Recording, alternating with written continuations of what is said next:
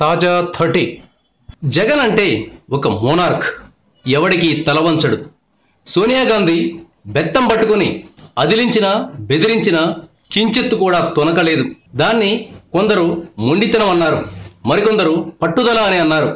ఎవరేమనుకున్నా సరే ఎదురు తిరిగే నైజం ఆయన్ను ఒక పెద్ద పార్టీకి అధ్యక్షుడిని చేసింది.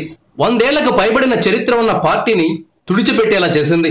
ఢిల్లీని ఢీకొట్టిన పులివెందల పులిబిడ్డ అని ఆయన అభిమానులు ఘనంగా చెప్పుకుంటారు. కానీ ప్రస్తుతం ఈ పులిబిడ్డ కాలానుగుణంగా నడుచుకుంటున్నారని చెప్పవచ్చు.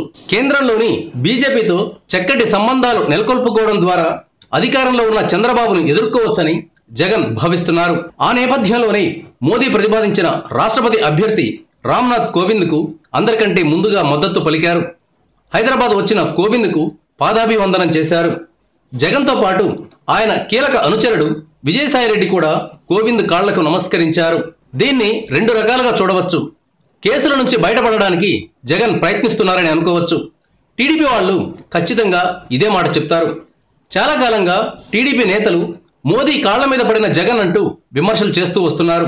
రాజకీయంగా ప్రత్యర్థి పార్టీ కాబట్టి వారి విమర్శలో పెద్దగా ఆశ్చర్యపోవాల్సిన అంశం ఏది ఉండదు.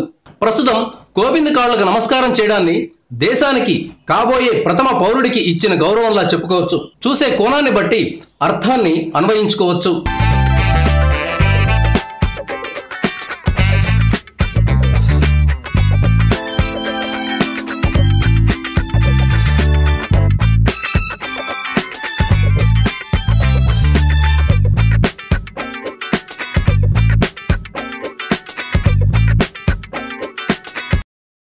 Thank you viewers. ఈ వీడియో మీకు నచ్చితే లైక్ బటన్ టచ్ చేయండి. తాజా 30 ఛానల్కు సబ్స్క్రైబ్ చేయండి.